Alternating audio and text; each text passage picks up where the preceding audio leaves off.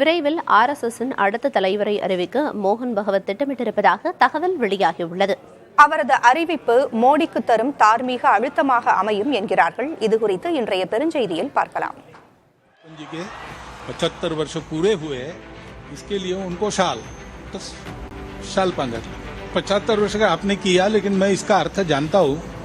75 वर्ष की साल जब उड़ी जाती है तब उसका अर्थ यह होता है कि अब आपकी आयु हो गई, अब जरा बाजू हमको करने दो.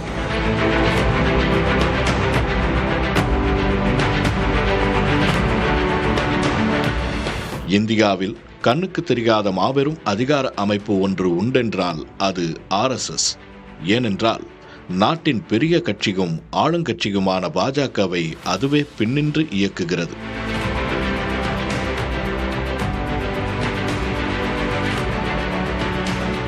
நூற்றாண்டில் இருக்கும் RSS அமைப்பின் இப்போதைய தலைவர் மோகன் பகவத் அதன் 6வது தலைவர். 1950 செப்டம்பர் 11 அன்று பிறந்த பகவத் 2009 தன்னுடைய 59வது வயதில் தலைவர் பதவிக்கு வந்தார். எப்படி வணிக நிறுவனங்கள் பொதுவாக 60-65 வயதுக்கு பிறகு யாரையும் பணியில் வைத்துக் கொள்வதில்லையோ, அப்படி பொது அமைப்புகளும் 75 வயதுக்கு மேல் தலைமை பதவியில் யாரையும் அனுமதிக்கக்கூடாது எனும் பார்வையை கொண்டவர் பகவத். அதேபோல் 70 வயதுக்கு மேல் யாருக்கும் புதிதாக பதவிகள் வழங்கக்கூடாது என்ற பார்வையையும் கொண்டவர். இப்படி நடந்தால்தான் அடுத்தடுத்த தலைமுறையினர் அதிகாரத்துக்கு வர முடியும், அமைப்புகள் புது ரத்தம் பெறும் என்பது அவர் அடிக்கடி சங்கத்துக்குள் சொல்லும் வார்த்தைகள்.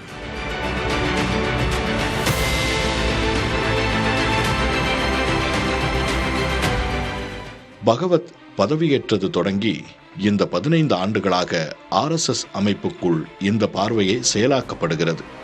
பாஜகவிடமும் இதையே எதிர்பார்க்கிறார் பகவத்.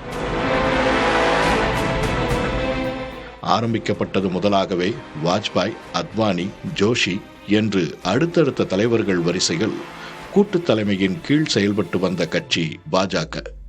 மோடியின் காலகட்டத்தில் கிட்டத்தட்ட அது ஒற்றை தலைமைக்கு கீழான கட்சியாக மாறிவிட்டது.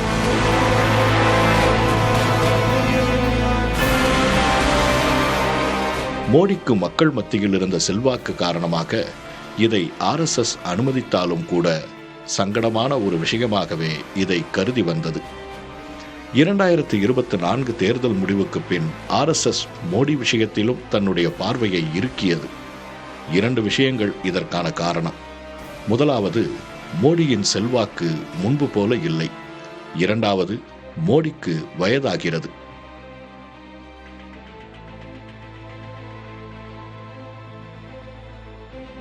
பாஜகவின் அடுத்த தலைவர் வரிசையை மோடி அடையாளம் காட்ட வேண்டும் என்பதை கடந்த ஓராண்டாகவே RSS சொல்லி வந்ததாக கூறப்படுகிறது. பாஜக தேசிய தலைவர் உள்ளிட்ட நிர்வாகிகள் நியமனத்தை இதற்கான சந்தர்ப்பமாக மோடி கையாள வேண்டும் என்று RSS வலியுறுத்தியதாக சொல்லப்படுகிறது.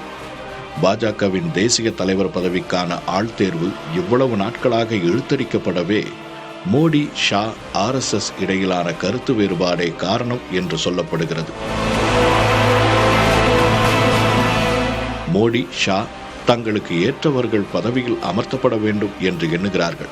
RSS அமைப்போ அடுத்த 10 ஆண்டுகளுக்கு பிறகு கட்சியை கையாளும் அளவுக்கு திறன் கொண்டவர்கள், RSS பின்னணி கொண்டவர்கள் அப்பதவிக்கு வர வேண்டும் என்று எண்ணுகிறது.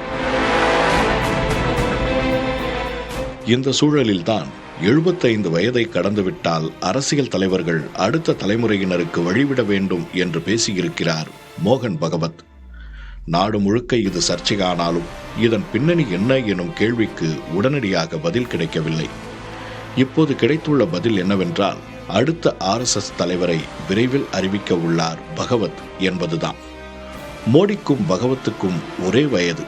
வரும் செப்டம்பரில் இருவருமே 75 வயதை பூர்த்தி செய்கிறார்கள். இத்தகு சூழலில் பகவத் அடுத்த வாரிசை அறிவிப்பது மோடிக்கு தரும் தார்மீக அழுத்தமாக அமையும் என்கிறார்கள்.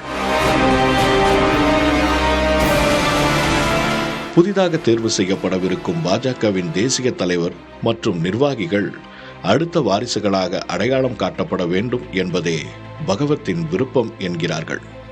தேசிய அரசியலில் இன்றைய தேதியில் அசைக்க முடியாத செல்வாக்கோடு இருக்கும் மோடி RSS மற்றும் பகவத்தின் அழுத்தத்துக்கு எந்த அளவுக்கு முகம் கொடுப்பார்?